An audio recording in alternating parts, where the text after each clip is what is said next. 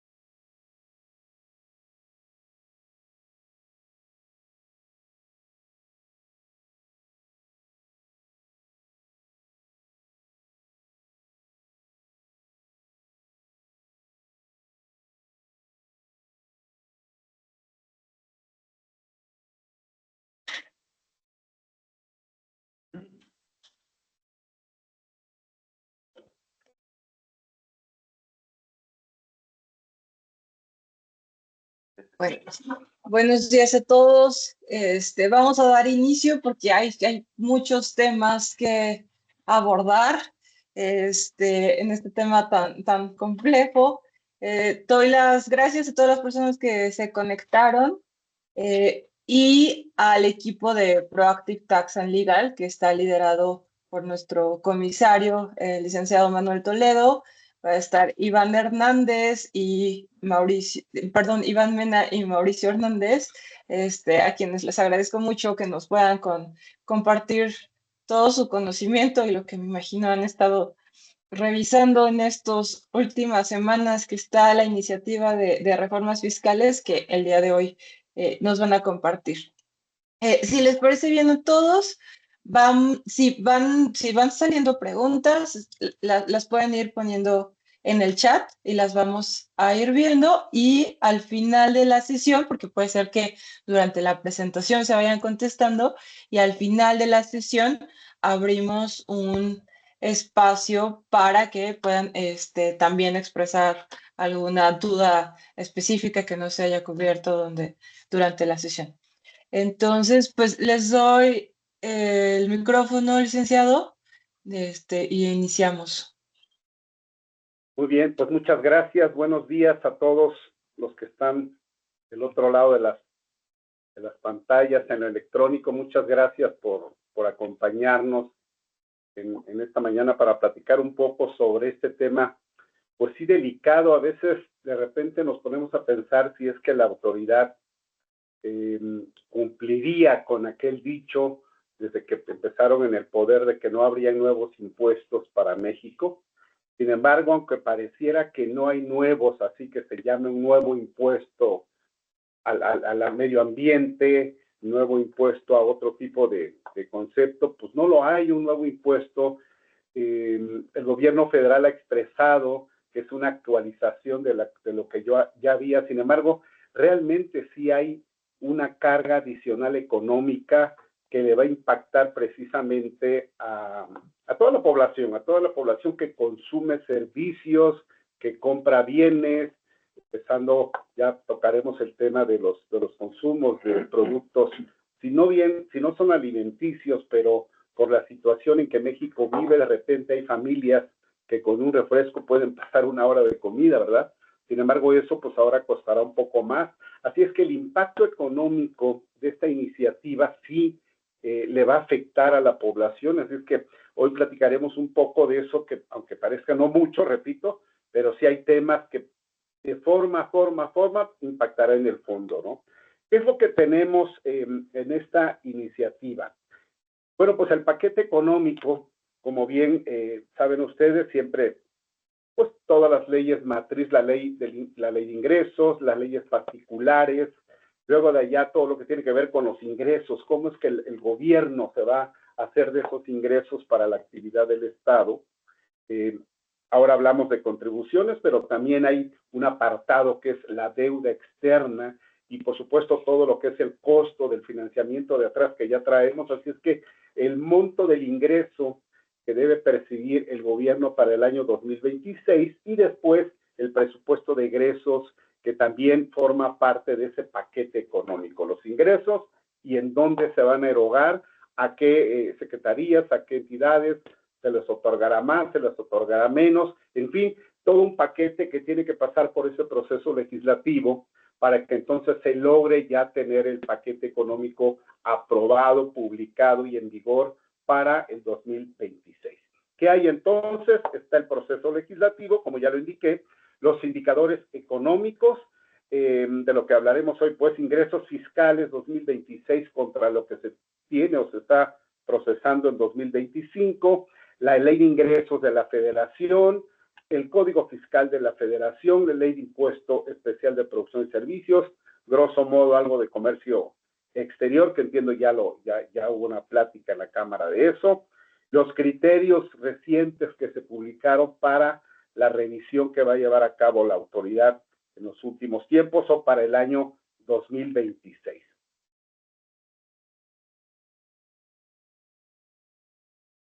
Bien, ¿qué es lo que tenemos en el paquete económico 2026? Bueno, pues fue presentado, como ustedes saben, el 8 de septiembre.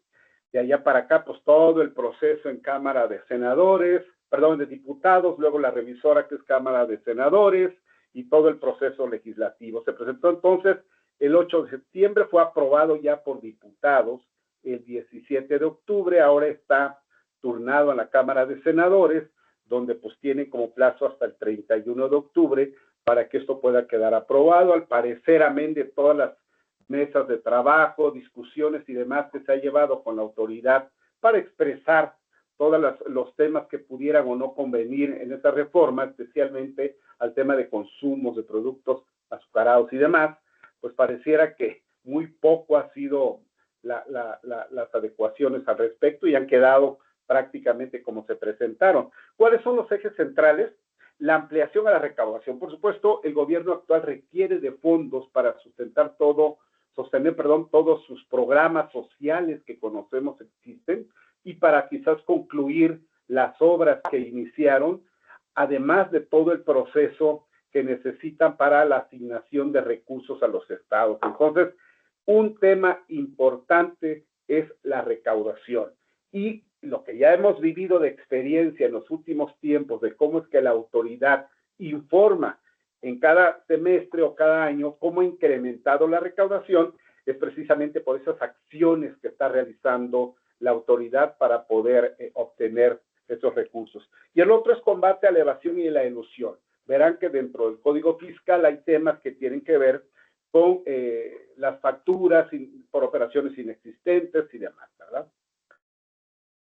Cifras económicas que cada año pues nos ponen un poco los economistas, expresan qué es lo que observan, algunas organizaciones internacionales comentan cómo esperan cierto crecimiento, pero el gobierno también hace sus estimaciones y tenemos que lo que está sucediendo en el 25, lo que fue aprobado en el 25, lo que se estima cómo se va a cerrar el 25, luego cómo se verá el 2026, ahí es donde están las cosas que desde septiembre o antes, se ha empezado a comentar cómo es que esperamos que México, comparado con el mundo, porque hoy día, pues al tener un esquema globalizado de mercado, pues siempre es compararnos, ¿verdad?, con otros países para ver cómo es que México pudiera salir adelante, cuáles son sus cifras que se esperan. Entonces, Fíjense ustedes, el PIB aprobado en el paquete 2025 rondaba entre el 2 y el 3%. El estimado para cierre del año probablemente sea del 0.5 o del 1.5. Hemos observado cómo se ha expresado incluso la inflación y el crecimiento en las industrias, y no se está dando lo que se esperaba. Así es que de eso que se aprobó, pareciera que tendrá que ser menor. Sin embargo, estiman que para el año 2026 la proyección expresan que el crecimiento estará entre 1.8% y el 2.8%. Esperemos que sí se logre cumplir. Fíjense ustedes que, por ejemplo, otras organizaciones expresan que México ha tenido un crecimiento muy modesto, incluso abajo que Latinoamérica, que América Latina. El Fondo Monetario Internacional expresa que para el 2025 llegará México a un crecimiento del 1% y se estima que para el 2026 del 1.5%. El Banco Mundial ronda su crecimiento para el 25 al cierre entre 0.4% y 1%, 0.4 y 1%. Y para el 2026, 1.4%. Por lo menos estas dos entidades internacionales rondan el 1.5% de crecimiento para el 26. Lo importante es que sean números positivos, porque el día que empiecen números negativos, amén de que hoy ya conocemos que la economía está lenta, por lo menos esa expresión da un respiro a la intención de la inversión internacional, la inversión extranjera, que también hemos observado movimientos de capital de México hacia afuera, y los que ya están en México invirtiendo en ese análisis de la continuidad o incluso de moverse a otro país. Siempre uno de los grandes temas para la competencia internacional en materia de tasa tributaria es cómo nos estamos viendo con los países cercanos, con nuestros socios, con Estados Unidos. Estados Unidos sigue manteniendo su tasa del 21%, aquel tema del impuesto mínimo del 15% que alguna vez hablamos, también es un asunto donde Estados Unidos nomás observa a los demás, pero dice, yo aquí voy a controlar mi aspecto económico y voy a provocar que los que están invirtiendo fuera, entre ellos, aquí en México, que tengan inversiones, regresen las inversiones. Eso, por supuesto, afecta a México. Y si la tasa tributaria mexicana no se logra bajar para poder atraer más inversión y con más operaciones poder recaudar más, pues ese tema de la competencia en tasa tributaria siempre nos va a dar un impacto. Y luego seguirá Canadá, y luego seguirá Europa, Latinoamérica, y todo esto, pues, es un asunto que tenemos que razonar. De ahí que el impacto que puede afectar a la economía en 2026, que ya en 2025 lo estamos observando, pues esa incertidumbre en materia comercial que tenemos respecto al tratado con Estados Unidos. Ahora, pues está por revisarse ese tratado, según han comentado parte del gobierno, que podemos seguir caminando para bien con ellos. Sin embargo, al parecer hay ciertas reglas que tendrán que tener adecuaciones, y eso después veremos el impacto hacia la economía mexicana. Y todos los demás factores, política fiscal restrictiva, todo el efecto del Estado de Derecho, ya hablaremos también del tema de la reforma, la ley de amparo, que aunque pareciera que es letra, pero en el fondo nos va a impactar en la economía de los ciudadanos, de los contribuyentes que deseen buscar pues una protección constitucional en esta materia. En fin, todos los indicadores económicos que están señalando, la inflación 3.5 fue aprobado para el 2025, según terminaremos 3.8, 3.9, si no es que hasta el 4%. El proyectado para el 26 es del 3%. Tipo de cambio para el fin del periodo fue aprobado 18.5, según que terminaremos en 19.9, hoy amaneció en 18.7 al parecer. En el 2026 se estima en 18.9 o 9.3 dependiendo. La tasa de interés pues está bajando, ¿verdad? Se aprobó el 8%, probablemente termine en 7.3, para el 26 6.6 o 6. Es una tasa que pareciera que puede ayudar a las empresas para que el costo del financiamiento no sea tan caro. Y de ahí es, si una empresa está en una economía lenta, por no hablar de un tema de recesión, entonces se tendrá que hacer llegar de financiamiento. Si ese financiamiento resulta ser caro a nivel doméstico, buscará otros mercados. Pero ante esa búsqueda de otros mercados con tasas mejores, pues sabemos que en México tenemos una serie de restricciones en la deducción de intereses.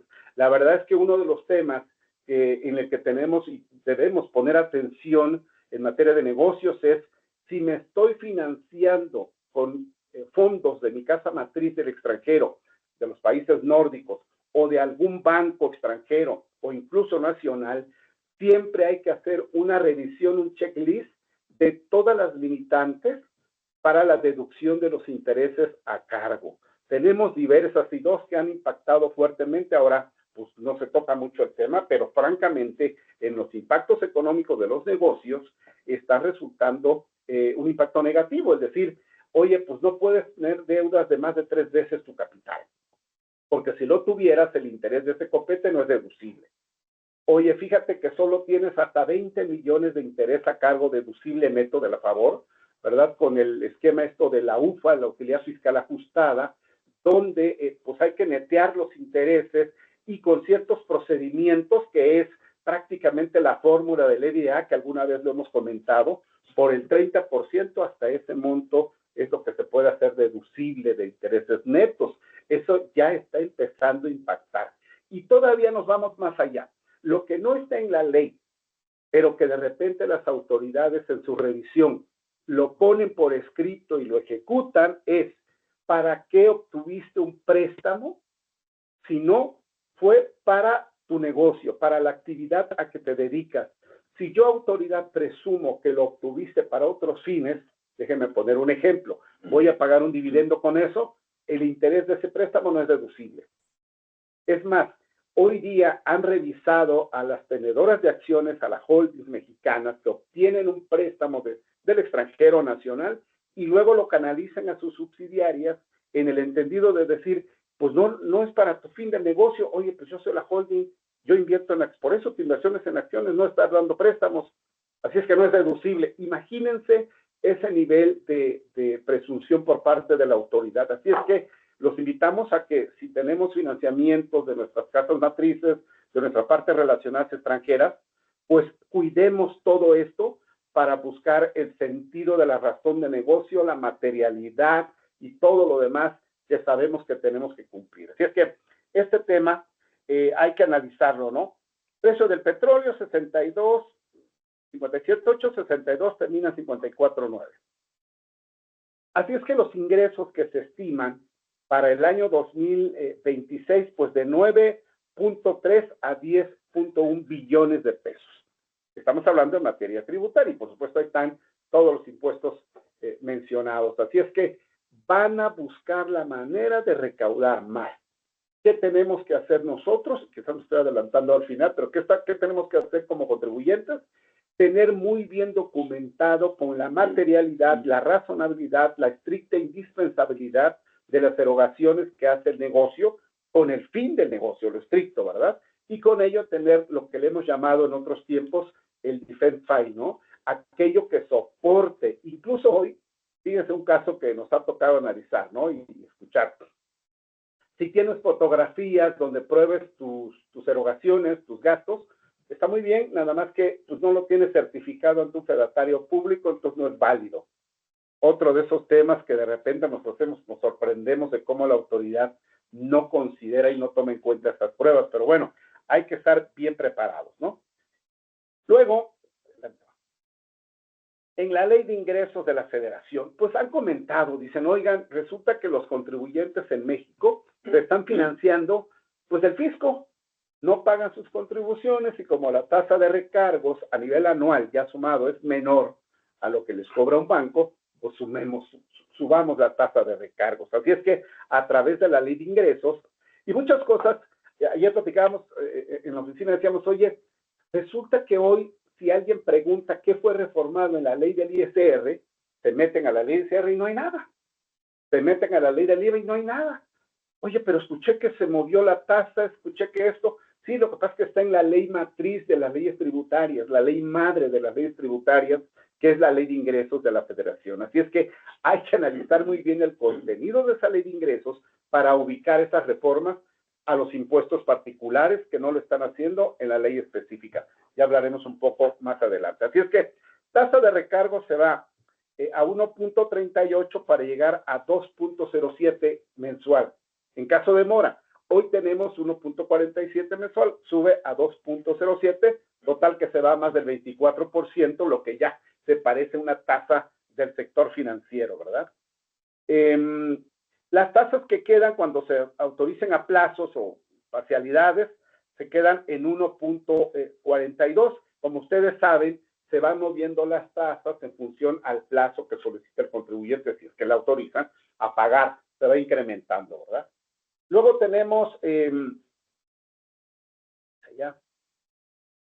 bueno, ahí decíamos, más si es más del 12%, 1.63, si es superior a 24, 1.97, hay que poner cuidado porque el flujo de efectivo hoy día pues está siendo un poco delicado al llegarse, ¿no? Pues no es todavía una recesión, está lenta la economía y el flujo de efectivo hace que a veces los contribuyentes no puedan cumplir con sus obligaciones totalmente. ¿Ello qué va a pasar? Pues que quizás tengan un acercamiento. Amén de los decretos que existen de estímulos fiscales para poder acercarse a la autoridad y pagar con ciertas condonaciones, ya platicaremos. El sistema financiero, bueno, han dicho, oye, ¿por qué el sistema financiero está con ciertas deducciones fiscales que le permiten bajar la utilidad, ¿verdad? ¿Cuáles son esas? Bueno, pues hacen una aportación al Instituto de Protección al Ahorro Bancario y todo lo hacen deducible. Y luego sus cuentas incobrables también lo hacen deducible, que se los autoriza la Comisión Nacional Bancaria de Valores. No, vamos a cambiar la regla. Entonces, ¿qué es lo que vamos a hacer? Primero vamos a subir la tasa de retención. Hoy tenemos 0.5% sobre el capital, dependiendo los días de inversión. Ahora se va a subir a 0.90. Francamente, en todos los casos, cualquier cantidad que usted invierta, así sea de 100,000 pesos para arriba, en todos los casos le va a dar al contribuyente, ya a nivel anual, un saldo a favor con ese 0.90. La verdad es que hemos expresado en otros foros que la tasa de retención buena para cuidar un poco a los ahorradores y que al final no tengan un saldo a favor, que quizás por el monto no lo pidan, que se traduce en más recaudación para el fisco, es que la tasa fuera del 0.35 y ni siquiera del 0.50, ni siquiera del 0.90. Pero repito, esta tasa para los ahorradores les va a generar un saldo a favor, claro, considerando los datos económicos que ya vimos. 0.6, 0.3 de inflación, 3% de inflación, 0.3 de tasa. Bueno, pues se paga sobre el interés real, ¿verdad? Entonces, por eso es que señalamos que si eso se cumpliera, los ahorradores tendrían saldo a favor, cosa que pues no agrada, porque pues tengo que ahora acercarme a fisco para que me dé lo que era mío. Es un tema delicado, pero pues ahí está. No deducción de 3/4 partes de las cuotas pagadas al IPAT, ya decíamos, ahora dicen no es deducible todo, solamente una cuarta parte. Y luego la otra es que todos los contribuyentes deducen los créditos incobrables, todos ustedes saben, ¿verdad? Para poder hacer deducibles esas cuentas incobrables, pues hay que presentar una demanda. Una vez que se presenta, hay que llevar todo el proceso y si al final ya sale la sentencia definitiva, hasta ese momento es cuando podría tomar la deducción. Bueno, pues esa regla ahora se aplicará a bancos. Ya no van a tener su autorización de CNBA así tan fácil, tienen que pasar por ese filtro. Muy bien, Iván, puedes hablar un poco sobre plataformas, todo lo que hay, que pareciera que no hay, pero sí hay mucho, ¿no? Adelante. Muchas gracias, Manuel. Buenos días a todos.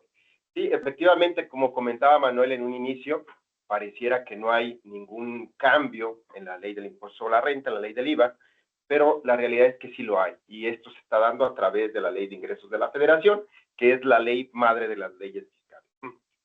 Aquí, el primer punto que les traemos es el tema de las plataformas tecnológicas, que estas pueden ser personas morales residentes en México o personas morales residentes en el extranjero con o sin establecimiento permanente en el país, así como algunas entidades o figuras jurídicas. Entonces, se empieza a reformar las tasas de retención primero vamos a empezar con la tasa de retención que era aplicable a las personas físicas que se dedicaban a enajenar bienes o prestar servicios a través de las plataformas tecnológicas. Hasta el 2025 la tasa de retención es del 1%. A partir del siguiente año, ya la tasa de retención es del 2.5%, de modo que esta se incrementó 1.5%. ¿Vale? Hay que recordar un poquito que existen tasas de retención para personas físicas que presten servicios de autotransporte, que está en el 2%, todo lo que es hospedaje, tipo Airbnb, está en el 4%, y la que estaba baja era precisamente esta del 1%, aplicable a personas físicas que se dedicaban a prestar servicios o a enajenar bienes. Bueno, con esto ya subimos 1.5% de recaudación. Ahora, de las cosas nuevas que se da es ya retención ahora hacia personas morales. Antes, o hasta hoy, o 2025, no se tenía esta retención. Ya a través de la Ley de Ingresos de la Federación se establece una retención del 2.5% para aquellas personas morales que realicen servicios, que presten servicios o que enajenen bienes. Esta retención que les va a hacer la plataforma, la van a poder acreditar en su declaración anual. Ahora, una de las sanciones que es importante que tengan en consideración es que si no se proporciona el RFC a la plataforma, la retención ya no será del 2.5%, sino del 20%. Entonces, perdóname que te haga un comentario. Adelante. Fíjate lo delicado, decíamos, no hay nuevos impuestos, pero, oye, en la plataforma están sucediendo cosas que pueden ser raras para la autoridad, porque hay desde los drivers que no dan información de su persona para que le apliquen la retención, y la plataforma dice, pues yo aquí tengo que aplicar y cumplir, y ahí declaro, ¿no? Claro. Dice la autoridad, quiero conocer qué está sucediendo en las plataformas. Y de paso, si todos sabemos que las personas morales no les deben retener porque hacen sus pagos provisionales, hacen su anual, digamos que cada mes están cumpliendo, ¿cómo es que meten? Por eso lo pusimos ahí, ¿no? Y ya lo acabas de señalar. Es algo nuevo. Sí, algo que vieron. Y para las físicas sabemos que esa retención es pago definitivo y adiós. Puede ser que en la anual, si acreditas ese monto, te dé a favor. Correcto. Por eso siempre recomendamos todas las personas físicas hagan su declaración anual. A la persona moral ahora, por usar y vender o dar servicios a través de la plataforma, ahí está una nueva retención. Se rompe aquella regla de que a las empresas no se les debe hacer retención. Eso puede ser apertura para otras retenciones mayores. Aunque lo pueda acreditar en su anual y aunque tenga un castigo ahí del 20%, está rompiendo con aquella regla de que a las empresas no. Eso es, no hay impuestos nuevos, sí, pero hay nuevos esquemas con el cual recaudaré. No sé qué esté pasando, seguramente decían, usan la plataforma y pues como no retienen, la empresa ya no declara y pues aquí me quedo observando yo Hacienda y no recaudo. Por lo menos echan un 2.5 y que no se vea tan feo respecto a la tasa de personas físicas. Adelante. Sí, efectivamente, la autoridad se dio cuenta que se utilizaban este tipo de plataformas pues para hacer o para obtener ingresos y muchas veces no estaban enterando correctamente los impuestos las personas morales. De hecho, tan se dio cuenta que en el Código Fiscal de la Federación también se insertó un nuevo artículo donde para el caso de las plataformas electrónicas, la autoridad va a poder vigilar o verificar en tiempo real, en línea, toda la información correspondiente. Y de ahí, que eso con el objetivo, es lo que se menciona en la exposición de motivos de la autoridad, con el motivo de poder verificar sus operaciones. Pero la realidad es que va a poder llegar incluso a los usuarios, ¿no? Muchos he escuchado, oye, pues ya la autoridad va a saber qué es lo que estoy viendo en Netflix y las demás plataformas. Sí, muy delicado. Digo, no quise decir eso, pero pues es lo que se comenta en los medios, ¿no? Sí. Ojalá que no sea así y que esa penetración o inicio de esa vigilancia profunda, pero al ciudadano, no se esté empezando por esta vía. Muy bien, gracias. Sí, al momento no se han dado a conocer las reglas de carácter general, que son las reglas misceláneas, pero pues entendemos que debe de haber algo, ¿no? De ver la exposición de motivos y de ver lo que está redactado en la ley, pues sí pareciera que la autoridad pues, va a poder obtener muchísima información de ahí.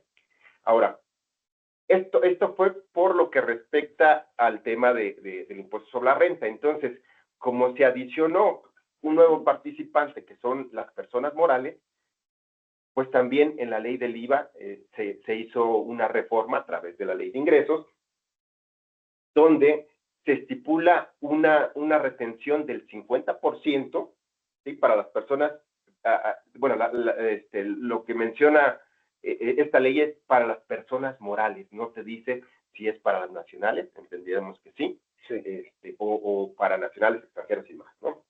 Que presten servicios, que enajenen bienes o que concedan el uso o goce temporal de bienes. Igualito que lo que está sucediendo hasta el momento con las personas físicas en la ley del IVA.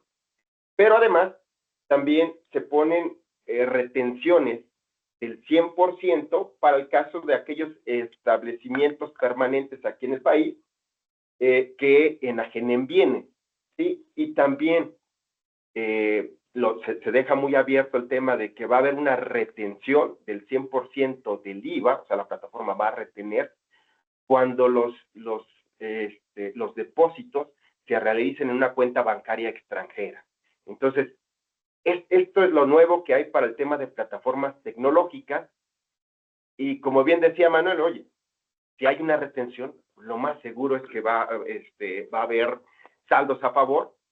Hablábamos hace un momento de saldos a favor de ISR, ahora van a ser saldos a favor de IVA, y pues la película ustedes ya la conocen, ¿no? Cuando uno va a solicitar saldos a favor de IVA, pues muchas veces, o las primeras veces es en lo que te conoce la autoridad y demás, pues es un estira y afloja de información y muchas veces se hace pesado, ¿no? Incluso se hace tan pesado que muchos contribuyentes prefieren dejar ya los saldos a favor.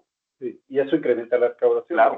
Oye, fíjate, analizando este tema, si bien la redacción de estas retenciones para extranjeros está puesto allá y lo platicábamos, si un extranjero que no tiene sucursal ni EP en México vende a través de una plataforma ya mexicana o una plataforma de un extranjero, pues se le paga a esa plataforma y la plataforma se encarga de enviarle, pero ese bien va a pasar por la aduana. Cuando pase por la aduana, tiene que pagar impuesto al valor agregado, ¿no? IEPS, en tu caso, lo que tenga que pagar allá, ¿no? El tema es, oye, ¿cómo es que le van a hacer una retención al extranjero? Y ese extranjero a través de un agente va a tener que pagar en la aduana. Pareciera un doblete. El mensaje es, tengamos cuidado si estamos trayendo mercancía de otros países, de los países nórdicos, lo dejamos en depósito fiscal y luego de aquí en depósito nos entregan aquí en México. Por allá hay un caso que ya en los medios se ha comentado de Samsung, me parece, claro, perdón que mencione el nombre, pero pues es público, donde le están pretendiendo cobrar un doble impuesto en tratándose de importaciones temporales que llegan, se adicionan a otro producto y se regresan, ¿verdad? Oye, me lo entregaron, sí, en México, pero se va a regresar. Pues tengan cuidado en esa materia. Ya en su caso, entiendo que ya platicaron de este asunto, pero si hubiera alguna necesidad de algo, hacemos una plática específica con ello, con nuestra área experta en comercio exterior, pero es un tema delicado. Por eso ahí, si bien no lo dice en la norma, pero para fines de comprenderlo, porque la ley señala, oye, no se hace retención si tiene que importar.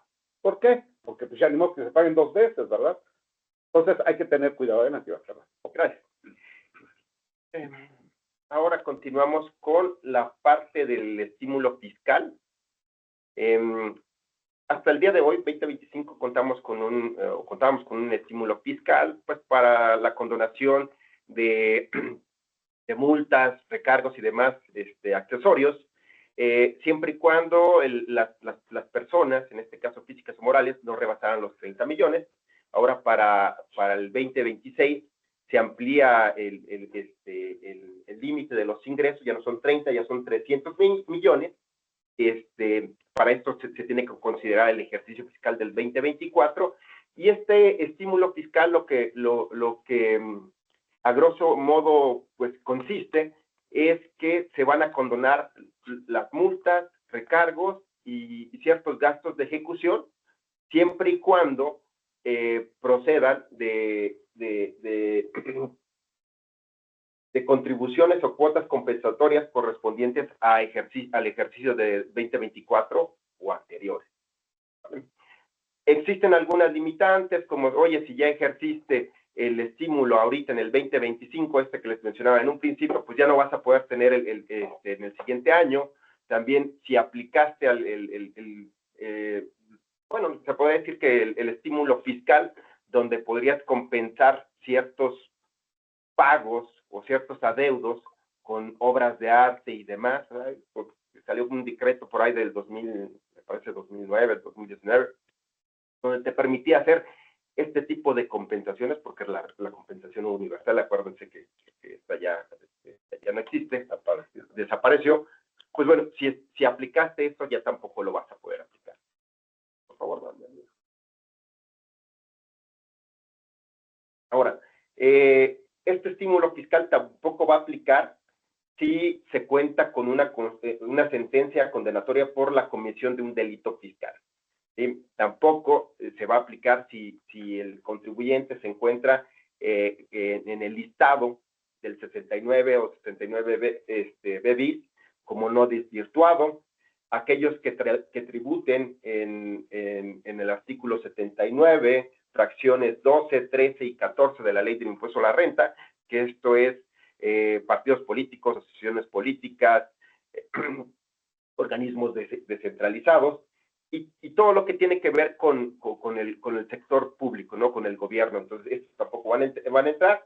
Y obviamente también todo lo que son grandes contribuyentes. Hay que recordar que un gran contribuyente percibe ingresos arriba de los 1.800 millones, pues obviamente supera los 300 millones, tampoco va a ser partícipe de eso. Para la aplicación de este estímulo se tiene que presentar una solicitud. Esto se tiene que entregar a más tardar el 31 de octubre del 2026. El crédito no podrá ser compensado, o sea, tiene que ser cash. Y por último, este estímulo no será acumulable. Entonces, es algo bueno para aquellas contribuyentes que se encuentren en una revisión, en una auditoría del SAT. De hecho, es uno de los requisitos que debe de estar revisado o auditado. Tengas pues estos créditos, la autoridad te haya determinado estos créditos, y obviamente que de esa auditoría pues se pague la totalidad de los impuestos.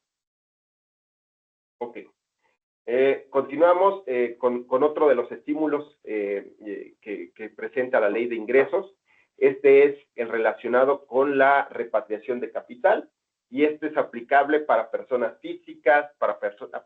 ¿Me dejas comentar un poquito qué tenemos hoy para que no se pierda el hilo? Adelante. Fíjate que en el 2025, ya lo saben ustedes como contribuyentes, hay 2 vías de estímulo para acercarse a la autoridad. Ocupa recaudación, partamos de eso. Y como ocupa recaudación, y se dijo, este gobierno no va a condonar nada a los contribuyentes. Oye, pero si llegas a necesitar, ¿cómo le vas a hacer si la gente? Bueno, pues hay que ayudarles. ¿Qué hacemos? Pues hay que darle un estímulo para no cobrarle ni recargos, ni multas, con todo lo que ya explicaste perfectamente, Iván. Y de eso, pues tienen que presentar a los créditos firmes a más tardar el 30 de septiembre su solicitud.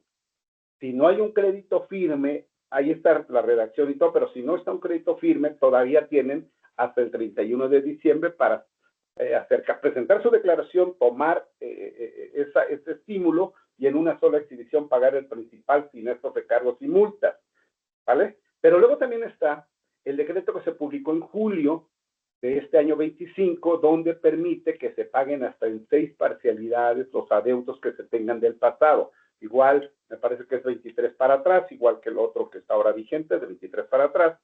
Pero la diferencia de esto de julio, de este decreto, es que ahí ya no te condonan nada. Tienes que pagar pues todo, ¿verdad?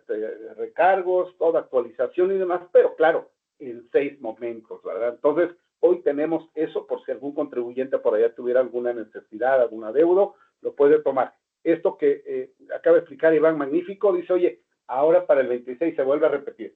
y ya toman del 24 hacia atrás. Con todo, si ya tomaste el 23, pues ya no vuelves a tomar, ¿verdad? Lo cual significa, digo, es algo bueno de las cosas que pudieran estar bien en el andar de la relación contribuyente con el Estado. Adelante. Gracias. Bueno, ahora continuando con la repatriación de capitales, este estímulo es aplicable para las personas físicas, para las personas morales, para los residentes en el extranjero con EPE aquí en México, que quieran traer, o deseen traer sus recursos del extranjero hacia México, y para esto, estos recursos, pues deben de alguna manera encajar con lo dispuesto en el título 2, que es personas morales, en el título 4, que es personas físicas, que ya vienen como nueve capítulos, enajenación de bienes, honorarios, arrendamiento, etcétera. También con la parte de los reciclos, persona moral, ¿sí? Y hace ciertas excepciones.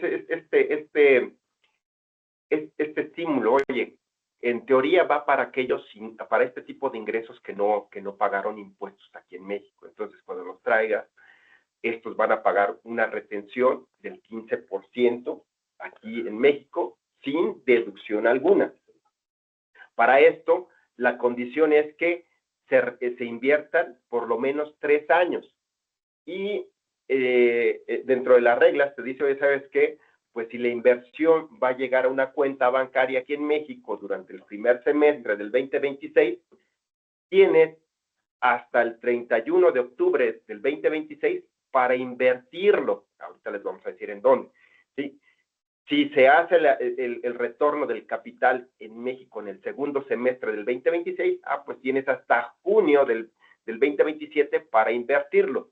Y aquí lo que la autoridad señala, o en este caso el Poder Ejecutivo, lo que está manejando en este estímulo es que se invierta este capital en activos fijos, en terrenos, incluso todo lo que tiene que ver con la parte de polos del bienestar, inversiones, de tecnología, ¿sí?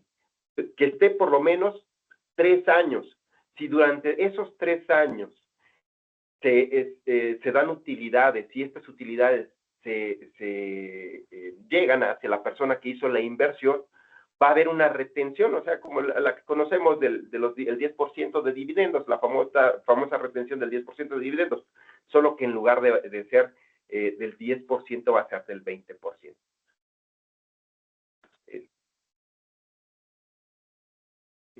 Tienen ciertas excepciones también para aplicarlo, y prácticamente si eres reciclo, persona física, no lo puedes hacer. Si estás sujeto a una causa penal o vinculado a un procedimiento penal en el ámbito fiscal, tampoco se va a poder hacer. Si estás en el listado del 69B como un EFO o en el 69B como una persona que hizo una transmisión indebida de pérdidas fiscales, tampoco se va a poder hacer. Y obviamente, pues, si se trata de recursos de procedencia ilícita, tampoco se va a poder realizar o aplicar este estímulo.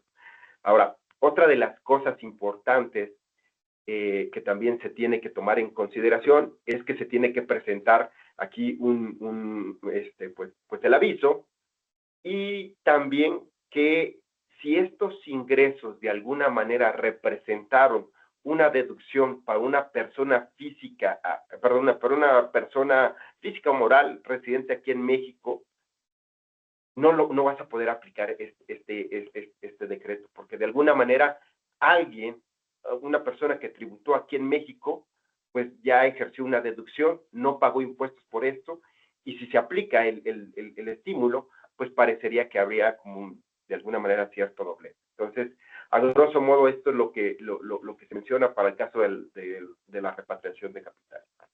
Gracias, Iván. Código Fiscal de la Federación. Parece muchas reformas de forma, pero atacan el fondo. Al final del día, ¿qué es lo que busca la autoridad? Que todo lo que sea inexistente, aunque esté en un documento, que el término de facturas falsas, sabéis que no hay facturas falsas, todas cumplen el requisito, sí, pero atrás de eso realmente hay un servicio, realmente hay un bien que se compró, realmente hay un uso goce, ¿existe realmente la operación o no? Bueno, no, pues es una operación de papel. Ante eso, como lo vimos en los pilares de lo que está buscando la autoridad, buscar evitar pues la evasión y la elusión, la evasión fiscal, ¿no? Entonces, este es uno de los temas más delicados, ¿no? Que ahora salen y pues hay que tomar en cuenta qué es lo que hay que tener como empresa para el soporte y por dónde cuidarnos, dijera un amigo, ¿no? Correcto. Adelante, Mau. No, sí, la verdad es que es un tema muy, muy delicado. Como bien señalabas antes, se hacía referencia a comprobantes falsos, ¿no? Y pues, bueno, realmente, si nos vamos a una definición técnica, pues el comprobante no es falso. El comprobante cumple con los requisitos, viene, está timbrado, entonces de tal forma no quiere decir que sea falso, sino que posiblemente no ampara operaciones inexistentes, que eso, pues bueno, lo que vienen a establecer de manera textual en el código es que ahora uno de los requisitos del 29A del código va a ser que los CFDIs amparen operaciones existentes, verdaderas o actos jurídicos reales, ¿no? Esto tratando obviamente de aclarar lo que debe entenderse por falsos. Y otro punto también muy relevante es sobre la cancelación de CFDIs, ¿no? Sabíamos que hubo mucha controversia, que incluso fue un asunto que se llevó a temas de contencioso, a tribunales, y finalmente lo que se resolvió es que el plazo que establecía el código para poder hacer una cancelación, que siempre te decía, oye, tiene que ser antes de que acabe el ejercicio o posterior o los 3 meses siguientes, pues realmente lo que se analizó en estos criterios fue que pues existían obviamente situaciones en donde se emitía un CFDI de una operación que fue en diciembre, pues obviamente el 31 de diciembre no había posibilidad de que se pudiera emitir o que se cerrara completamente la operación y a lo mejor el CFDI llegaba a hacer alguna corrección o alguna modificación, pues se iba al año siguiente, ¿no? Pues en enero, ¿no? Y aquí era muy lógico, pues que se iba a ver, iba a existir esta imposibilidad de cumplir con este lineamiento y finalmente lo que se resolvió es que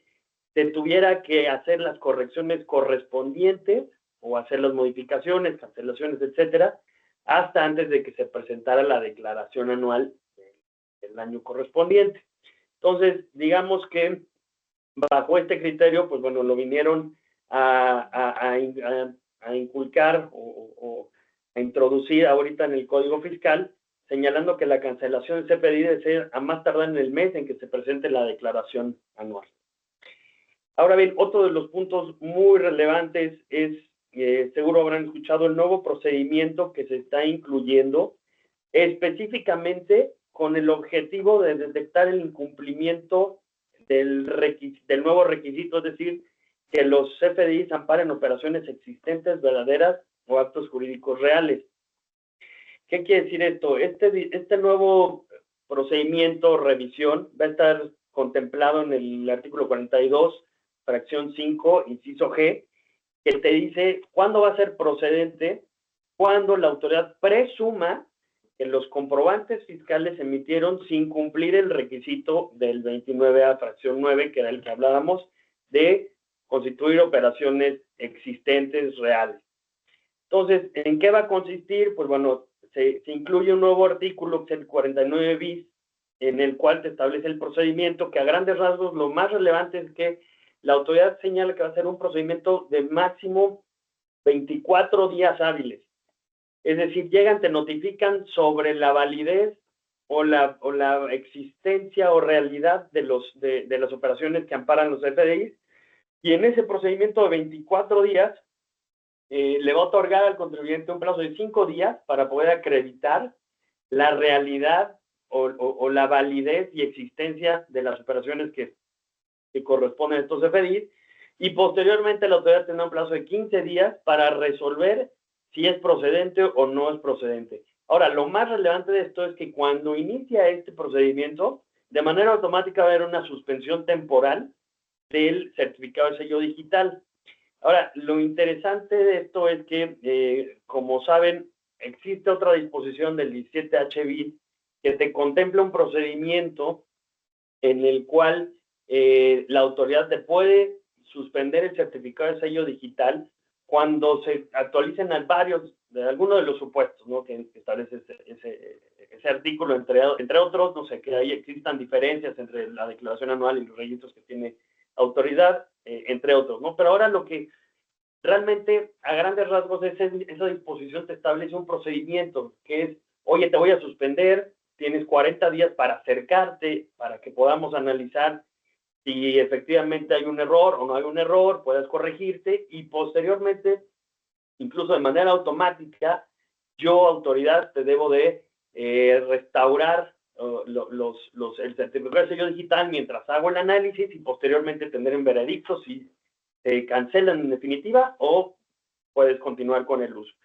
Lo importante de este procedimiento es que cuando inicia el procedimiento se hace la suspensión del certificado de sello digital y no vas a tener el acceso a poder tener esta opción del artículo 17 HB en el cual puedas llegar a acreditar la realidad de las operaciones, etcétera. No, aquí vas a tener 5 días nada más para aclarar de qué se trata y poder acreditar ante la autoridad, y en caso de que no se logre acreditar, pues prácticamente es cancelar el certificado sello digital. ¿Qué va a pasar? Pues bueno, la autoridad va a tener 45 días a partir de que se emita esta resolución para de la federación, el listado, vamos a decir, va a ser un listado como los que conocemos del 69, bueno, va a ser un listado específicamente para aquellos contribuyentes que se ubicaron en el procedimiento de fiscalización del 42, fracción 5, inciso G, que no lograron aclarar o desvirtuar las operaciones conforme al procedimiento del 49 bis, y por ende, pues a partir de esa publicación, todos los demás contribuyentes terceros que hayan tenido operaciones con esta persona, con este contribuyente, automáticamente van a tener un plazo de 30 días para corregir nada más, corregir su situación fiscal. Es otro tema muy importante porque aquí lo que analizamos internamente es, pues, está violentando claramente el derecho de audiencia y de legalidad y seguridad jurídica de todos estos terceros que pudieran de alguna forma acreditar que es una operación real. Sin embargo, en el momento en que esta persona o este contribuyente salga publicado en el diario oficial, todos los que tuvieron operaciones con él tienen 30 días para hacer la corrección de manera obligatoria. De lo contrario, se les va a restringir el certificado de sello digital, se les va a restringir hasta en tanto acrediten que hayan reversado o dado el efecto fiscal a estos comprobantes que hayan o las operaciones que hayan celebrado con estos contribuyentes. Y fíjate, me acordé de aquel speech que dicen de repente, hay que atacar las causas, ¿no? Dice, ya no voy a averiguar, no te voy a escuchar a ti contribuyente si me vienes a explicar que lo que compraste, el servicio, etcétera, es bueno. Ya ataqué al que emitió la factura y no pudo probarme que cuenta con todos los elementos humanos, materiales, tecnológicos, etcétera, para haberte vendido esa mercancía o para haberte dado ese servicio. Y como él no me lo probó, automáticamente no me vengas a decir que está bueno. Corrígete, por favor, y tienes esos 30 días para hacerlo. Terrible, porque son contribuyentes distintos. Hemos visto cuando empezó toda esta historia, que de repente venían contribuyentes bien, caían en un bache, déjenme llamarle así, de violar la ley, ¿verdad? Y después se trataban de medio acomodar y aclarar, pero mientras en ese lapso del bache le vendieron a cierta persona, le prestaron servicios a otra, y bueno, pues aquí si no cumplieron en ese lapso, pues ya son de estos calificables para la autoridad, y el que compró simplemente reversar esos efectos, deducción, no acreditarle el IVA, etcétera, y solo eso quiere la autoridad ahora. Por lo tanto, sí es cierto que vienen con todo, con las empresas factureras que le llaman, y lo que uno espera es que efectivamente sea, como dicen por allá, un piso parejo, ¿no? Revisen a todas las operaciones de todo mundo. Quien haga esta operación, pues que tenga el impacto que esto pretende, ¿no, Mau? Sí, no, totalmente. Y lo último lo que dices, ¿no? Pues al final del día pareciera que está enfocado, bueno, así lo transmiten a empresas factureras para lograr de alguna forma empezar a cerrarles el oxígeno a estas empresas que pues sabemos que llevan ya varios años haciendo estas malas prácticas. Sin embargo, la duda es qué puede pasar contra empresas que no sean realmente o que tengan esta mala actitud o malas acciones, ¿no? En el caso de que no sea una nueva facultad de revisión enfocada a los factureros, sino también a cualquier empresa, donde pues por alguna situación que se pueda complicar por el plazo que dan, y esto me voy a regresar un poquito, solo son 5 días para poder presentar documentación. Y sabemos que hay veces que la documentación no se tiene de fácil acceso o cualquier complicación, si no estás en esos 5 días, no hay de que puedas solicitar una prórroga, no hay nada en el procedimiento, incluso hace mucho énfasis en los 24 días. Entonces, pues esperemos que esté realmente enfocada y vinculada a este tipo de contribuyentes para que pues no se deje en un estado de indefensión y no sea una violación tan fuerte contra todos los demás contribuyentes. Y bueno, claramente pues tendrá el procedimiento correspondiente en materia penal relacionado con un tema de fraudación fiscal, ¿no? Perdón, a mí me gustaría hacer un comentario y es casi el origen de todo esto, ¿no? Porque, bueno, a mi parecer, porque si vemos el artículo 29A, nuevo 29A, pues menciona que cuando las autoridades se encuentren ejerciendo cualquiera de sus facultades, no habla de las facultades de comprobación, que es las famosas auditorías o visitas domiciliarias que conocemos, ¿no? También ahí pueden entrar las facultades de gestión, que pueden ser las famosas cartas de invitación, los correos que mandan. Entonces, cuando a través de esto las autoridades detecten el incumplimiento, a su parecer, pues van a ir y van a ejercer este nuevo procedimiento que comentas en un plazo pues prácticamente récord, ¿no? En 24 días hábiles, estamos hablando de alrededor de mes y medio. Entonces, sí está grave el asunto, porque hemos escuchado de clientes o de incluso hasta de otros asesores donde dicen, es una carta de invitación, no le hagas caso, no está ejerciendo facultades, no tiene los requisitos adecuados para ponerte alguna sanción. Entonces, en ocasiones las cartas de invitación se guardan y con esto pues pareciera que, digo, no sé si estén de acuerdo. Sí. O sea, justamente la redacción te lleva a pensar, oye, estás facultada hasta para invitar a un contribuyente a explicarle cómo se pagan los impuestos. Pero ahí le preguntas algo y detectas, oye, pues venga, acércate, platícame, ¿no? Es un tema delicado, la verdad, sí es muy, no quiso muy venir, delicado. ¿no? Es muy delicado y lo que decías, Mau, de tema penal, ¿no? Claro, sí es un asunto, ¿no? Sí, Iván, muchas gracias. Luego viene el tema esto de los nuevos supuestos, ¿no, Mau? Sí. Nuevos supuestos para la excepción temporal, que siempre hemos dicho. La verdad es que la Secretaría de Hacienda lo que debería de buscar con los contribuyentes en México es, oye, ven, acércate a ver cómo te ayudo para que sigas respirando y sigas operando. Pero me debes, aquí hay una cuenta, ¿lo reconoces? Sí, lo reconozco. No. Ok, hagamos un acuerdo para que me pagues, pero sigue facturando. Un requisito que ahora viene interesante, cómo sacaron esa medida, pero ahora lo platicamos, es, oye, pues si no vienes, eso debiera ser, si no vienes y te acercas para acordar pagos, pues entonces te voy a sacar el oxígeno. ¿A qué me refiero? Te voy a restringir temporalmente el uso del certificado o lo cancelo, ya lo dejo sin efecto. O sea, muerta la empresa, ya no puede facturar, ¿verdad? Pero no, resulta que ahora en México, pues por cualquier detalle de estos asuntos, claro, si debes impuestos, pues está en su derecho, ¿verdad?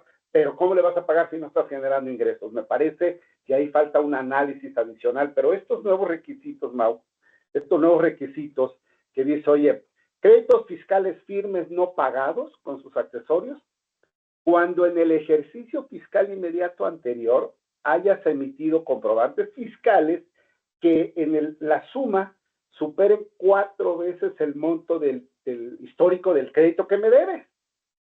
Aquí le pusimos, independientemente que lo cobres o no, porque las empresas se había devengado, ¿no? Entonces dice, oye, pues sí, yo debía 100 y facturé 500.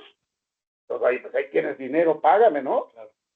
Tiene sentido lógico, ¿verdad? Pero hay que ver la necesidad de la empresa, qué es lo que está pasando. Por supuesto, si hay un contribuyente que está debe, pues no va a poder pagar nunca, ¿verdad? Es como las tarjetas de crédito, ¿verdad?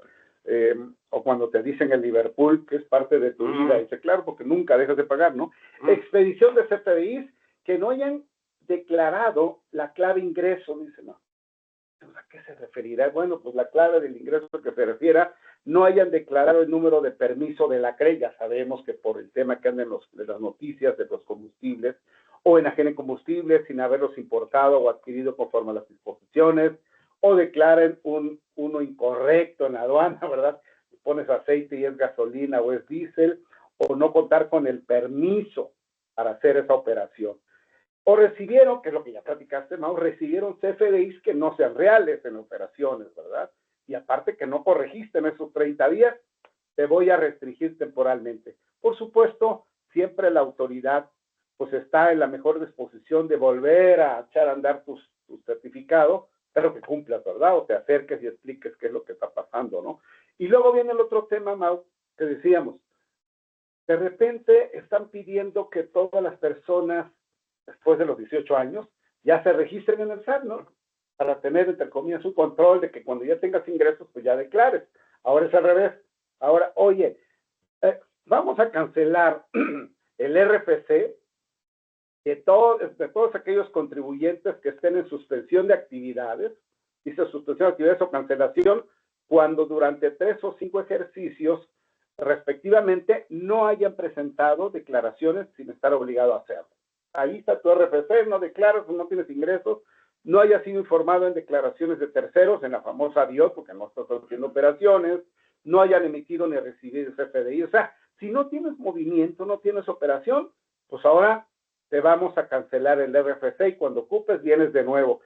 Es una cosa al revés, ¿no? Oye, pues el muchacho tuvo 18 años, se escribió y pues todavía no trabaja, ¿no? Porque sigue estudiando, sigue todavía 5 años, está terminando su universidad, se cancela. Bueno, algún sentido ha de tener, ¿no? No existan requerimientos pendientes, no existan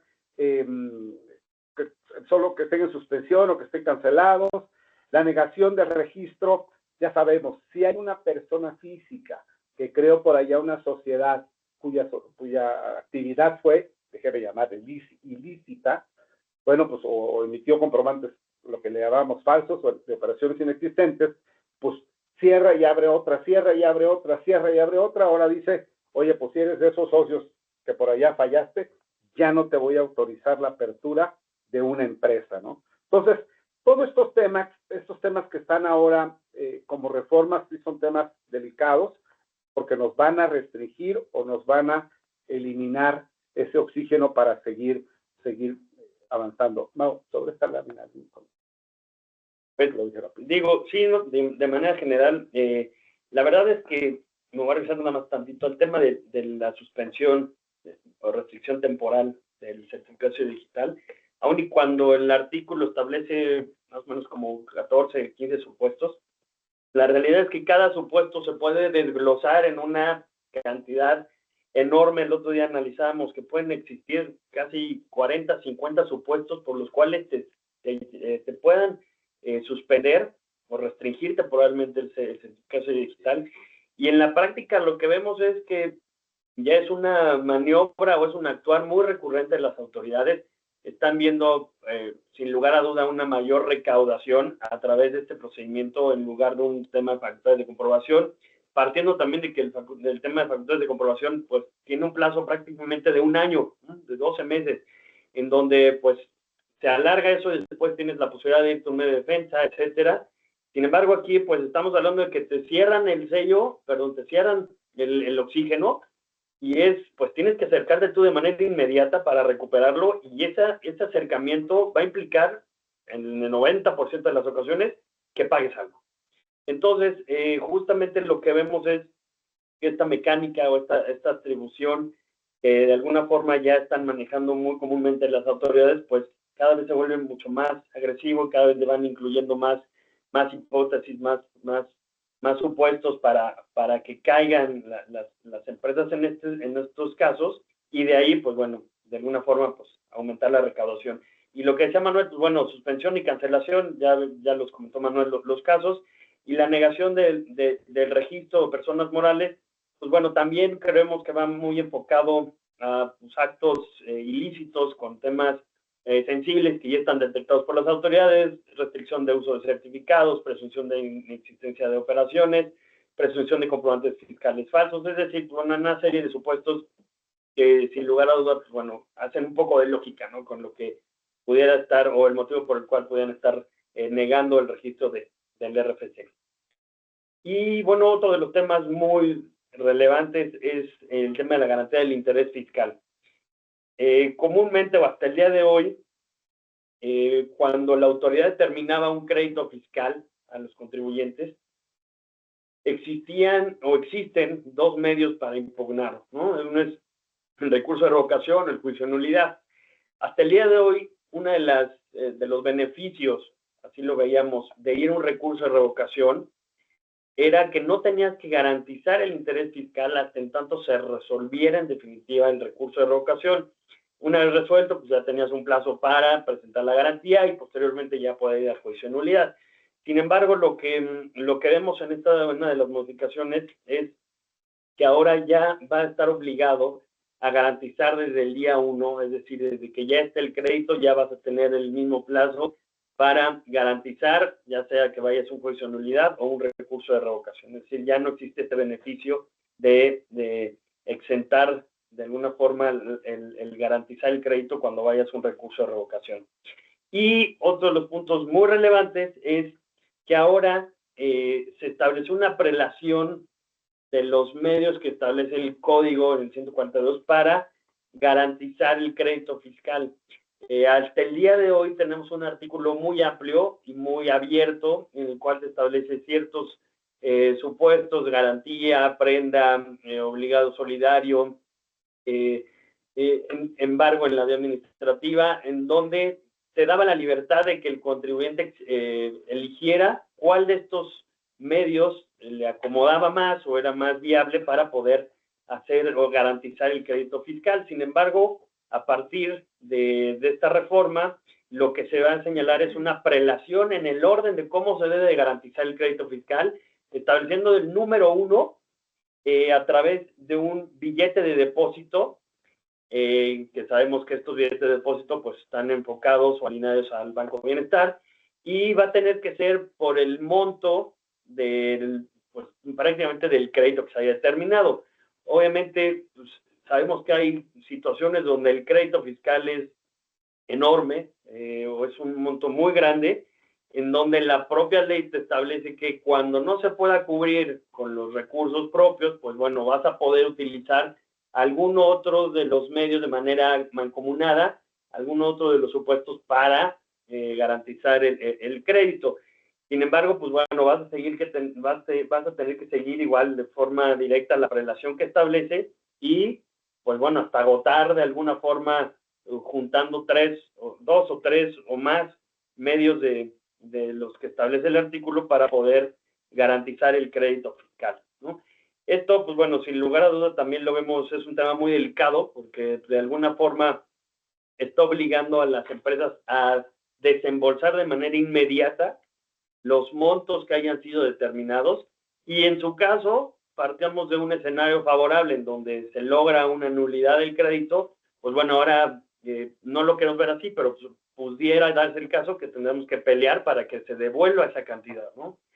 Entonces, pues bueno, vemos ahí unos temas bastante delicados, complicados para el tema también de flujos de las empresas, y creo que también va un poquito de la mano esta parte de la garantía con uno de los estímulos que mencionaba Iván al principio respecto de, pareciera que, oye, pues vas a tener que pagar esta cantidad, a lo mejor y me sale mejor aplicar uno de estos estímulos, pagar el crédito que me determinaron y de alguna forma, pues bueno, ya no me voy a garantizar pues con todo lo que implica recargos, actualización y multas, que se vuelve un monstruo, ¿no? Ya no. Entonces, bueno, este es un tema muy importante. Obviamente, todos los juicios que se encuentren activos hasta el día de hoy van a continuar con las reglas y regulación que se tienen hasta el momento. Sin embargo, pues bueno, para todos los nuevos casos ya habrá que ver cómo cómo va a empezar a funcionar.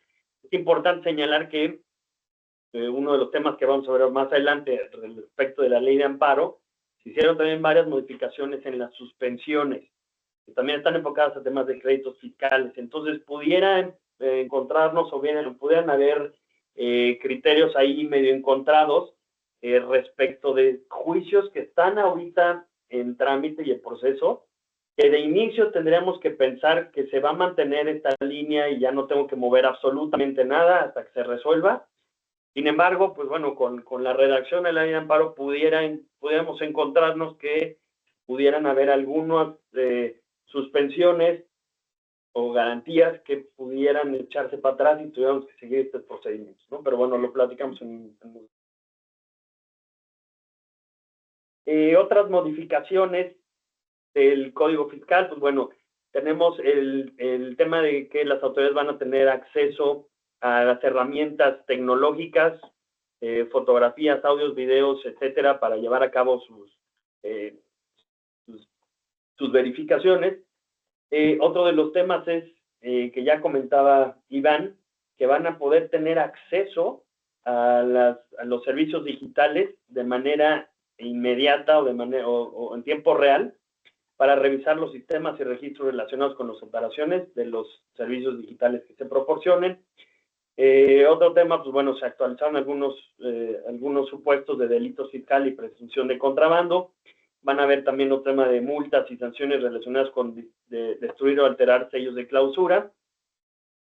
Y finalmente hay otra modificación importante que es relacionada también al tema de recursos de revocación, que se señala que va a ser improcedente contra actos que exijan el pago de créditos fiscales determinados en resoluciones firmes o contra actos que resuelvan solicitudes sobre prescripción de dichos créditos.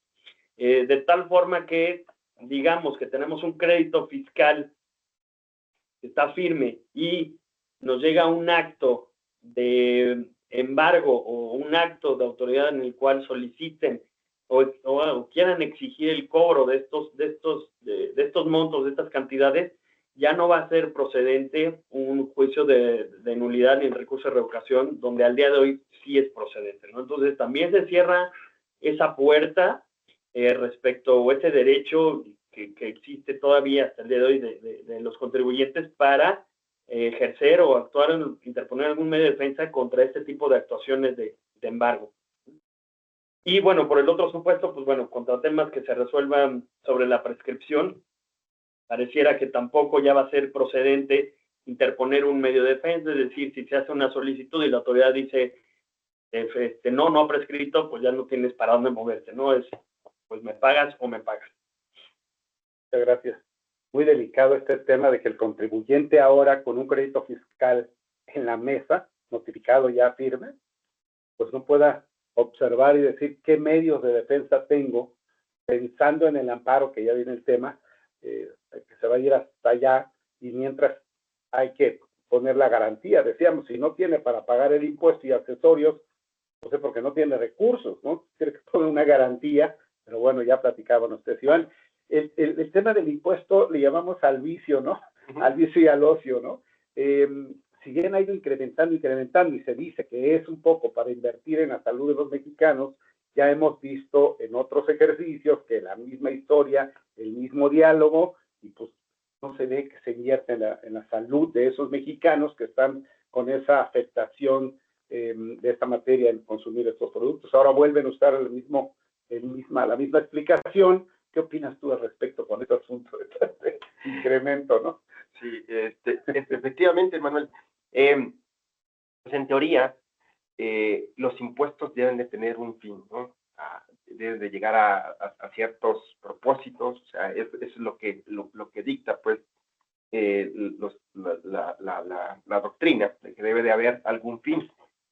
Aquí pareciera que estos incrementos a las tasas de IEPS, a las cuotas y demás, pues el único fin va a ser recaudatorio, porque destinarlos hacia la parte de salud, que es donde debería de ser. ¿Será que no? Pero vamos a platicar un poquito de ellos. Para el caso de los cigarros puros y otros tabacos lavados, el incremento va del 160%, que ya teníamos, ya alto, va a un 200%. Para los puros y tabacos labrados hechos enteramente a mano, el incremento va del 30.4 al 32%, con una cuota específica que se va a dar en los siguientes años, ¿no? Del 20 al 2003, del 2027 al 2030.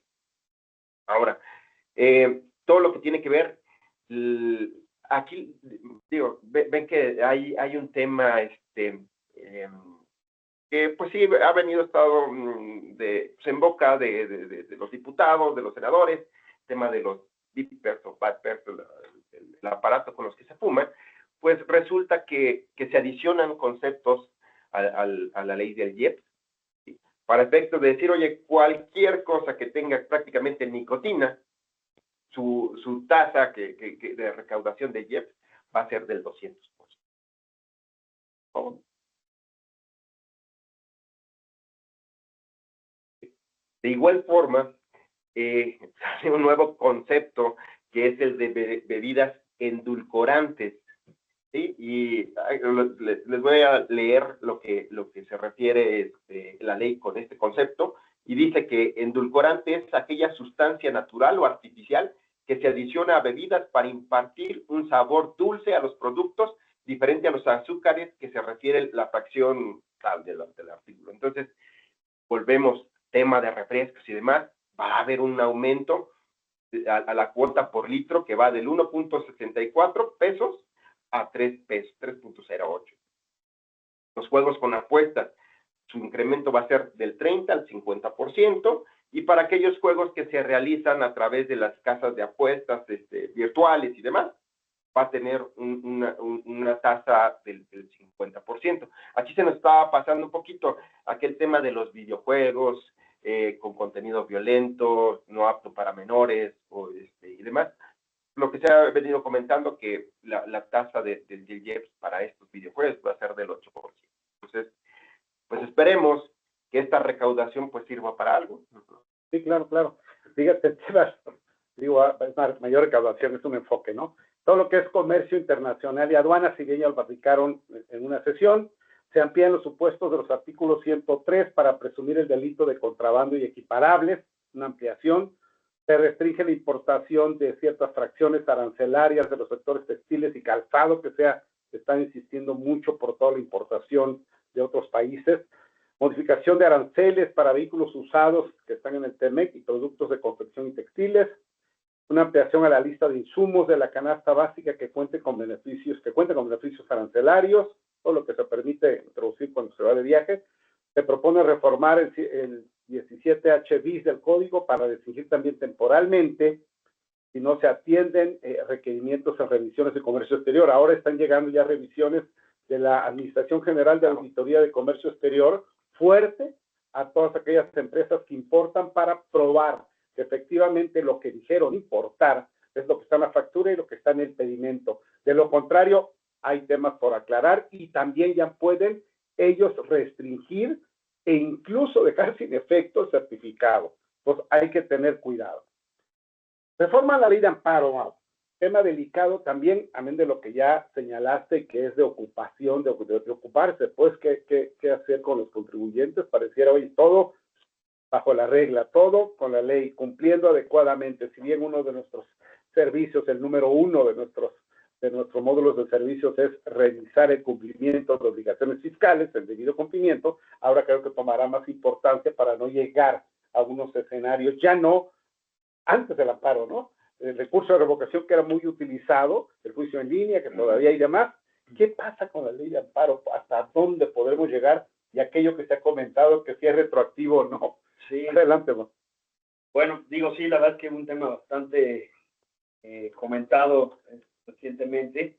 Entendemos que las primeras modificaciones o las principales es este tema o este concepto de interés legítimo. Antes se manejaba un tema de interés jurídico o interés legítimo, y ahorita actualmente se está enfocando a que todos los procedimientos deberán estar o deberá acreditarse el interés legítimo, en la cual se compruebe una lesión real diferenciada en la persona quejosa, ¿no? De tal forma que pareciera que se cierran algunas líneas de acción a asociaciones o a veces a grupos de personas que atacaban algunos proyectos que se autorizaban a nivel gobierno, y pareciera que ahora están tratando de cerrar esa línea de acción que se tenía, como ya también lo vimos en unas reformas anteriores de las acciones de inconstitucionalidad que también fueron ya bloqueadas y canceladas por este gobierno.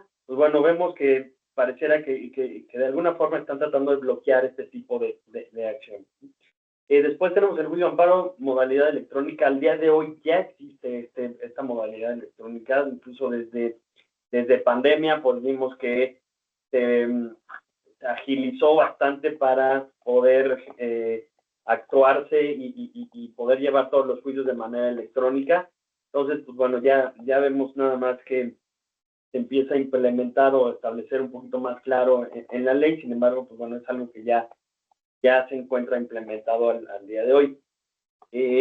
Vemos algunos supuestos donde ya no va a ser procedente el juicio de amparo. Por ejemplo, tenemos ya no va a ser procedente contra la exigencia de pago de créditos fiscales firmes. Un poquito lo que veíamos también con el recurso de revocación y el juicio de nulidad, en el sentido de tienes un crédito fiscal firme en donde te quieren llegar a ejecutar o exigir el cobro de esos créditos, pues bueno, ya no va a ser procedente ni un recurso de revocación, ni un juicio de nulidad, ni una demanda de amparo, sino que únicamente va a ser procedente contra actos de ejecución o cobro hasta la convocatoria de remate. Es decir, si llegan a ejecutar un embargo determinando o querer embargar bienes de la empresa, considerando el monto del crédito fiscal, pues bueno, van a poder seguir a darse el embargo, y hasta que esté en el momento de la publicación de remate va a ser procedente llegar a un tema de juicio de amparo. Es decir, hasta ese momento va a tener un derecho a una defensa el contribuyente. Otra de las modificaciones es el tema de la ampliación de demanda. Únicamente va a ser en los casos expresamente previstos en el artículo 111 y cuando pues no haya sido de conocimiento con anterioridad a la presentación de la demanda, o sea, cuando el acto por el cual se detona el derecho para esta ampliación.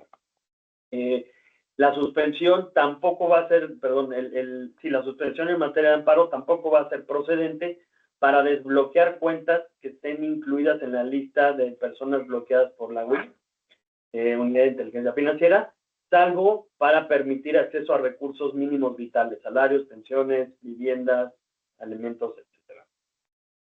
Y otro punto importante, pues creo que era como que lo que más le querían dar énfasis cuando se hizo pública o se empezó a hablar de este tema de la reforma de la ley de amparo, que era principalmente con el fin de agilizar los procedimientos, ¿no? Entonces, de alguna forma el enfoque público fue pero sin embargo las provisiones importantes pues son las que estamos detallando y seguiremos detallando, pero digo, el punto es que ahorita el plazo se amplía el plazo para dictar la sentencia a 90 días naturales, y se señala que los jueces tendrán la posibilidad de analizar cuándo resulta o cuándo se actualiza una imposibilidad para dar cumplimiento a ciertos juicios. Esto nos preocupa un poco. De alguna forma se abre la puerta que el juzgador pueda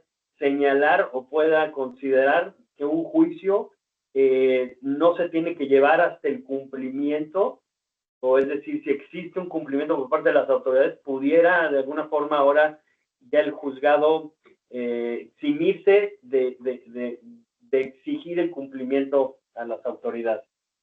Eso es un tema delicadísimo. ¿Estás tramitando un saldo a favor o ya ganaste un juicio en el pasado antes de esto? Ya tiene el derecho el contribuyente a que se le pague, y no se le paga porque no hay recursos, etcétera.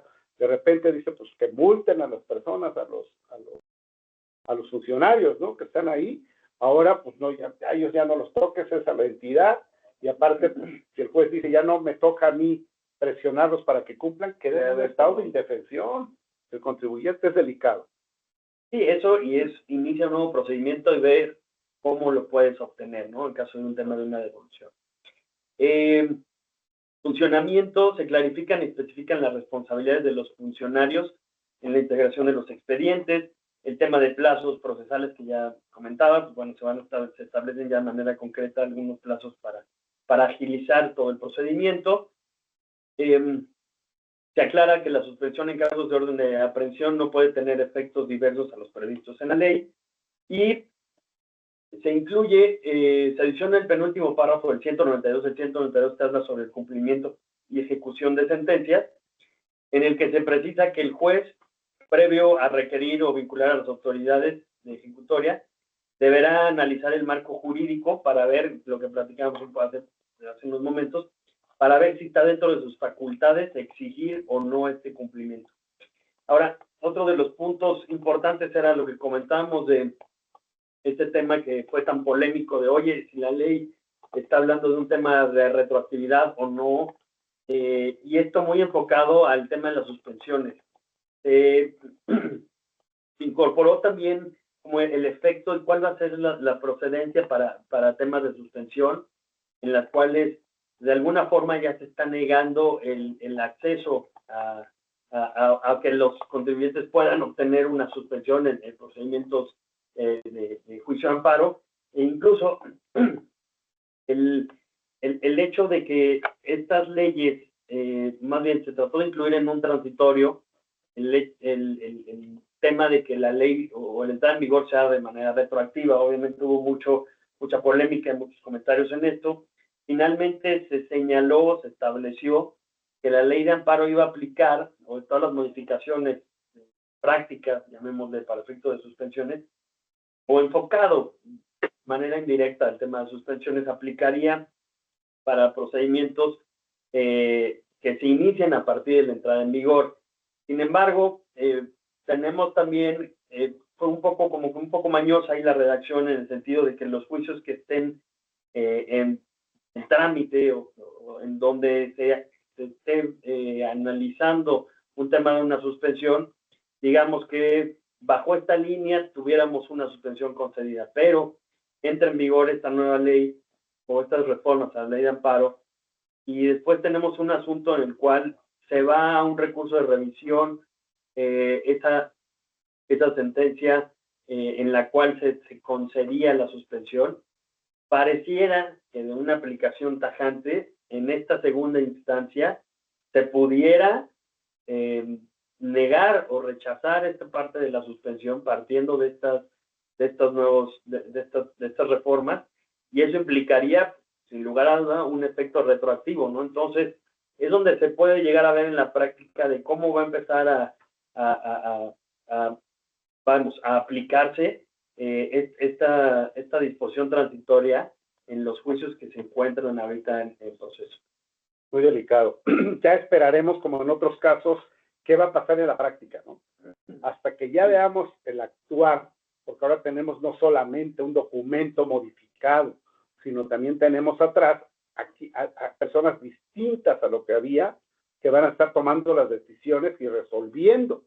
Eso también es un tema, pues, de esperar en la práctica cómo se va a ir moviendo este asunto. Pero ¿qué va a hacer la autoridad mientras para que pueda recaudar más? Fíjate, dice la autoridad, queremos tener auditorías efectivas, recaudar más impuestos. Así es que esta autoridad dice que acaban de anunciar que van a revisar un cierto porcentaje de contribuyentes, ya de grandes contribuyentes, de personas físicas, pequeños, de la masa que se tiene, y lo van a enfocar principalmente a estos factores de riesgo, ¿no? Conductas de alto riesgo, y que por ello dejan de pagar impuestos. Entonces dice dejar de enterar retenciones o tratar de obtener saldos a favor ilegales, entre otros, los siguientes supuestos. A quienes estén en una transacción como esta, la autoridad piensa mal de ellos, para acabar pronto, ¿no? Celebran operaciones con factureras o nomineras. Presentan pérdidas fiscales recurrentes. Nosotros tenemos clientes del sector farmacéutico, laboratorios internacionales y nacionales, y de repente pues conocemos que ellos tienen un lapso para poder dar a conocer un producto, ¿verdad?, al mercado de 4 o 5 años, y a veces cuando recién llegan al país en ese lapso pierden. A partir del año 6, 7 es cuando ya empiezan a recuperar, pero si traen más productos a dar a conocer, pues siguen con pérdidas. Cuando hay una razón de negocios explicable y por qué, eso hay que tenerlo muy en cuenta, ¿verdad? No es que estés operando y perdiendo y perdiendo y perdiendo, pues ¿quién te da el dinero para estar perdiendo? Simulan o abusan de deducciones, hay que identificar a qué se refieren con el que abusen de una deducción o que simulen una deducción, empezando por los comprobantes y la realidad de la transacción. Obtengan ingresos que no son declarados, bueno, abusen de estímulos fiscales, presenten inconsistencias entre lo que importan o compran y lo que venden. Por supuesto, aquí digamos una discrepancia fiscal para todo mundo, no solo para personas físicas, ¿verdad?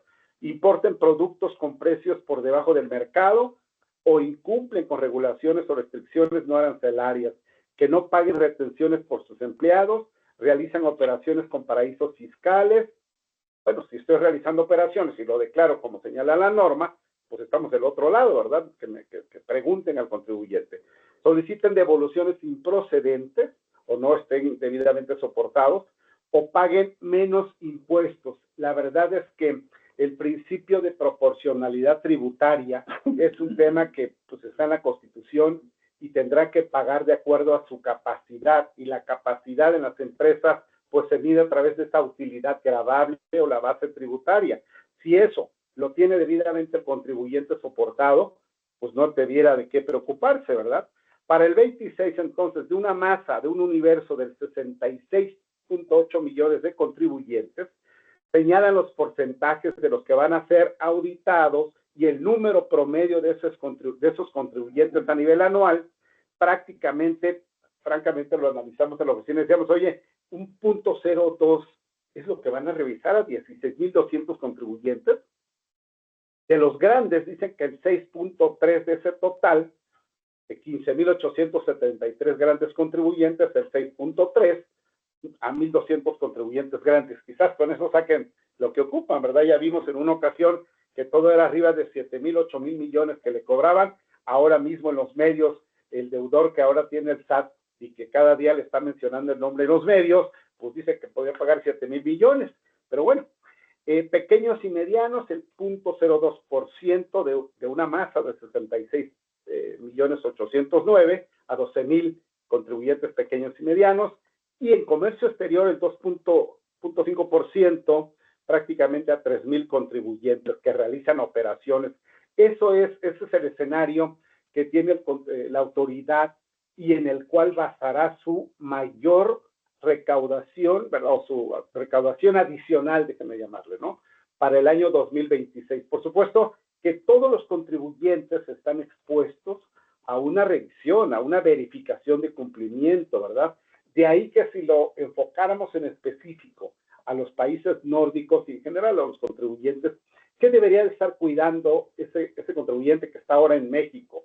Uno, contar con el soporte de los recursos que vienen del extranjero y los bienes ya por mercancía, por activos fijos, por lo que sea, que provienen del extranjero, de su casa matriz, de una empresa afiliada, o sea, tener todo el soporte para que no se diga o no se presuma que es un supuesto de un contrabando. De repente hay empresas, claro, pues habrá que ver cuánto tiempo tiene la empresa en México, pero hay empresas que tienen muchos años en México y por allá tienen todavía maquinarias que hace más de 15, 20 años y lo siguen utilizando. Y de repente llega el auditor o el revisor fiscal y le dice al asesor, oye, ¿tienes la factura de ese activo? No, hace mucho que no sé dónde está. Cuidado porque llega el SAT y te revisa y te dice que es contrabando si no tienes la factura y además te obliga a pagar otra vez impuestos de importación. Entonces hay que hacer un checklist de esas facturas del activo fijo. 2, identificar y soportar el destino de los recursos, para qué fueron requeridos, calcular y revisar para su cumplimiento todas las limitantes en deducción de intereses, ya decíamos, capitalización delgada, la UFA, etcétera. Cuidar que las operaciones se hagan a valores de mercado para su deducción. Ya lo predicamos hace un ratito, que es un tema donde la autoridad dice, parece que no lo están haciendo a valores de mercado, sino que están adquiriendo por arriba del mercado y estar haciendo deducible. Por supuesto, si estoy haciendo un pago al extranjero, regalías, lo que sea, hay que identificar que está dentro del rango de precios de transferencia, no solo para yo que estoy pagando, sino también para aquella empresa. Y por cierto, hay que cuidar que aquellas declaraciones, país por país, etcétera, de precios, se estén cumpliendo. Revisar que sus operaciones de este CFDIs, todos los CFDIs que emitan, pues estén en la contabilidad y eso esté en las declaraciones y más allá, que se estén pagando las contribuciones de estas operaciones. Y tener cuidado en la emisión de CFDIs. Hoy día los que salen con PUE, inmediatamente parece que Hacienda ya los viene a revisar. Es mejor a veces sacarlo con PPD y que ya se identifique el pago y se emita el complemento de pago, a estar emitiendo PUE que me lo van a pagar mañana o pasado dentro del mes. No me lo pagan, no lo corrijo, cuidando que además tengo que cancelarlo antes del anual. Y si es después, porque dijo Mauricio, oye, fíjate que en diciembre se hace la operación, pues llega marzo y pues todo está bien. Y por allá en septiembre dice el comprador, oye, man, ya revisé que no me has entregado lo que me quedamos. Y me facturaste 100%, cancélame eso y dame una del 70%, porque no me entregaste todo. Hay que cancelar fuera de la fecha del anual. ¿Qué puede suceder con ello? Hay que tener ese cuidado en todo el tema documental y más allá el soporte de materialidad, razón de negocio, estricta indispensabilidad, que cumplamos con el tema de ley antilavado por si acaso hay una operación allá que califica, presentar los avisos porque las multas están muy fuertes. Entonces, prácticamente esos temas y cuidar si estoy o no en un estatus de una revisión fiscal, cuál es el momento, ya me emitieron el crédito, hay que analizar a raíz de esta reforma de ley de amparo, de que ya no hay recurso de revocación o de que se tiene que garantizar si aún puedo estar en un escenario viable para no tener que dar la garantía o ya hay que esperar el golpe. Entonces, sí lo recomendamos a que revisemos este tema en el cumplimiento fiscal y por supuesto nuestra firma, como saben y como siempre, estamos a sus órdenes para atenderles, para apoyarles en lo que ustedes necesiten, ya a través de la cámara o directamente nos pueden contactar. Con todo gusto proponemos para hacer un servicio de cuidado pues al cumplimiento fiscal. Andrea, es lo que teníamos que compartir el día de hoy. Si hay preguntas, por favor, estamos a sus órdenes. Muchas gracias, Iván. Muchas gracias, Martín. Muchas gracias, licenciado. Ay, no sé si haya alguna pregunta. Pueden prender sus cámaras y voy a habilitar los micrófonos. Si pueden poner ahí la manita, para pasarles la palabra.